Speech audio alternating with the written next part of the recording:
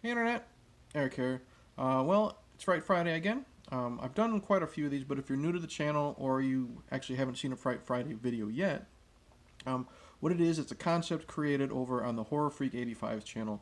And what he does is every week he has a specific theme, and what you're supposed to do is find a horror movie that fits into that theme, Jesus, and then discuss it in a video. And this week's theme was home invasion. Pretty self-explanatory. What it is you discuss a horror film where a home is getting invaded or watched from afar.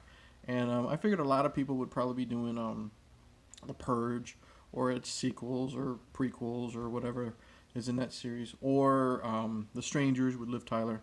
Me, on the other hand, I decided to go the route of Night of the Living Dead, the classic original one from 1968.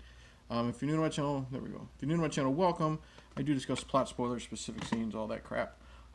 Basic plot of this is everyone knows Night of the Living Dead, but if for some reason you don't, it's basically a group of people are holed up in an old farmhouse because ghouls, because they're not called zombies, have risen from their grave and they are attacking the residents, taking refuge in that house. That's it, and they gotta try to survive the night. Really enjoy this one. Um, Everyone knows all about Romero and the Night of the Living Dead. He's made all of the films from the series Night, Dawn, Day, Land. There's a couple more, but we'll get into this. Characters. I love the Ben character, the lead actor, the black guy played by, I think it's Dwayne Jones. Best performance of the movie. Really likable character, really smart character, and he does a really good job, I say, being a leader. He doesn't put up with shit from people that don't agree with him. There is a character, a husband. He's with his wife and injured daughter. Um, that character is the coward, and Ben does a great job, or Dwayne does a great job as Ben, coming into conflict with this husband and basically saying it's my way or the highway, but he's not doing it in an asshole type of fashion. You want to follow this guy. Like I said, he's a great leader, and you grow to respect this guy more and more. Like I said, he's smart, really likable. We can get to the husband character. He's a really good job at doing what he's doing. He's supposed to play the the nervous, scared, I guess fraidy cat character that's so worried. He just wants to survive the night, and he doesn't care who gets in his way to survive the night, because there is some scenes where, like I said, he falls into conflict with Ben, and him and Ben are out on the porch, and the ghouls are going after Ben, and this husband turns tail and runs inside and slams the door, and he does a good job being a coward. And then eventually Ben gets in, and they have a fist fight that's pretty good for the most part. I mean, there's one punch that obviously was a swing and a miss, but the guy fell down anyway. But this actor does a really good job because it's not over the top, and his performance, in my opinion, is really well done, because if you think about it, a lot of people would act this way. They realize that how dangerous this situation is. Their fear would take over. They're going to throw Ben to the wolves so he can get back inside to survive the night, type of thing. So I really liked the performance of this husband.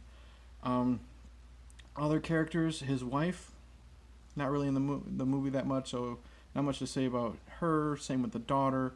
There is a couple, a young couple, a man and a woman. They're there just to be there. Don't hate them, don't like them, nothing special. But we'll get to this one last character, Barbara. Everyone knows Barbara because everyone knows the classic line, "They're coming to get you, Barbara." She is played by Judith O'Dea. And the problem is, I hate this character. Mainly because, granted, it's 1968, they didn't give her a lot to do other than being basically a damsel in distress. Her performance sucks. I mean, she's okay in the very beginning. Her and her brother, Johnny, I think, they're on a cross country trip. Well, it's like not really cross country. It's like 3 hours to go to the graveyard. Go to a graveyard to put a wreath on their father's grave. She she's not very likable. Johnny's great. I love Johnny, that character. He's in the movie 5 minutes, but they see a ghoul. Johnny is killed. She runs away, meets up with Ben in this farmhouse, and then for the rest of the movie, she's basically catatonic or just useless. Um, the character sucks. It's poorly written, poorly acted. You don't care about this character, and then when the shit hits the fan at the end, and the zombies are breaking in the house, and Johnny's there. It's a really cool reveal. He's now one of the ghouls. She gets taken outside, and we never see her again. We assume she's eaten. You say thank God, because she was just a waste of space. But overall, love the Ben character, and I really liked the husband, I guess we'll just call him. Really good characters, liked them a lot, especially Ben. The other side characters, they serve a purpose. Barbara sucked. Overall, really liked the characters. The gore is really good for a super, super low budget. It looks better in black and white because it's less noticeable, but we have some bug eating. We have some, I think we got some, I don't know if we have some bullet holes or not. I mean, we got some makeup afterwards. Like, I think, I don't know if it's a broom handle or if it's a crowbar or something, but Ben impales one in one of the ghoul's heads and pulls it out, and you see the hole right there. We have some flesh eating, which, the fake arm, and they pull the skin off. Really good for such a low budget. I like it a lot. There is a scene where I mentioned the husband, mother, and daughter, and the daughter has been bitten by a ghoul, and eventually she turns and she kills the mom with like a garden trowel. It's a decently shot scene. The screams are kind of over the top. I like the camera shot. We get a camera shot from the mother's point of view, and we got the garden trowel coming down, and then we see the mother screaming, and the blood is falling off the garden trowel. Really well done. I like it. You don't see the actual impalement, but it's a really good visual. It's like Psycho. You don't see the knife. That looked really weird. You don't see the knife going into Janet Leigh, but your eyes kind of play tricks on you. So really good effect. The action is really good and really intense. Especially there's a scene where the young couple are driving I think it's a pickup truck, to get gas, and the gasoline spills on the truck, and the ghouls are attacking, and it's this big explosion. Really good action sequence, or action scene. And just when all hell breaks loose and they're busting through the windows, and shotguns, and they're boarding up the windows, and you get the classic arms reaching through the boarded up windows. There's a scene where Ben and the husband are distracting the ghouls because they find out through a news report that you can destroy them, you can kill them by destroying the brain. And I think Ben found out earlier that they're afraid of fire, so we got Molotov cocktails being thrown at them. Really good action sequence. And what helps this action sequence is the score. I absolutely love the score, especially during the intense moments, because it fits perfectly. It keeps you on the edge of your seat. You don't know who's safe in this movie, because if they're going to, use a child, no one is safe at all. So, I got daughter in the other room. So, the score is really well done with the action sequence. And also, in the very beginning of the film, where we have this really cool, shot of just the car, that Barbara and her brother are in the distance, and they're driving down this road. Really low key but menacing score, setting up the movie for what's going to happen. I enjoy this a lot more than the opening shot of The Shining. Everyone says that opening shot of The Shining is fantastic.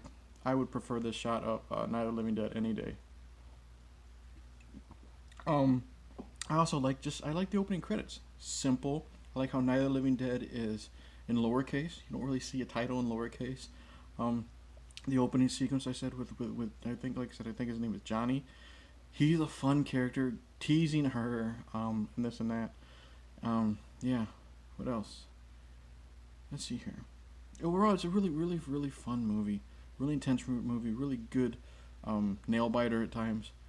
But then there is some problems because there is some exposition and some time in the middle of this movie where it just drags. Nothing happens. You can only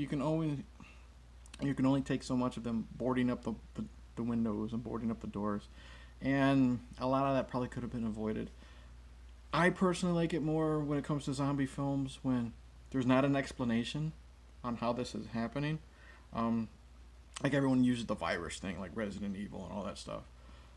I think there's a line drop because they're watching on the news broadcast something about either like a weather, not a weather satellite, but I don't know if it's a Russian space satellite or some weird dropped line that this is maybe the reason why this is being caused.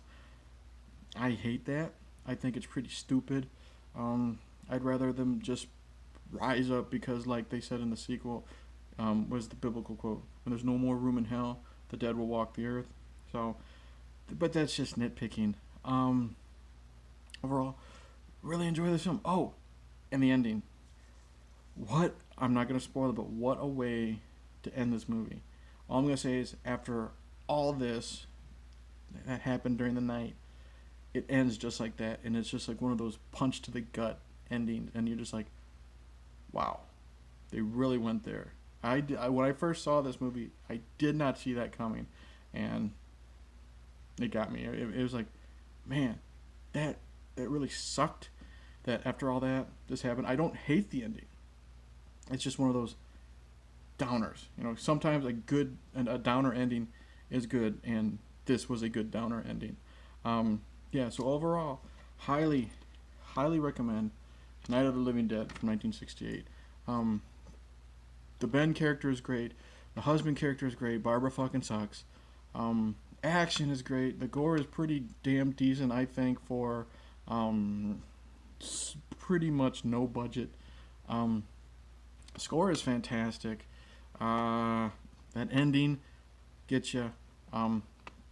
There's some times that it drags in the middle, but I can overlook that. I will say this. Oh well, highly recommend Night of the Living Dead.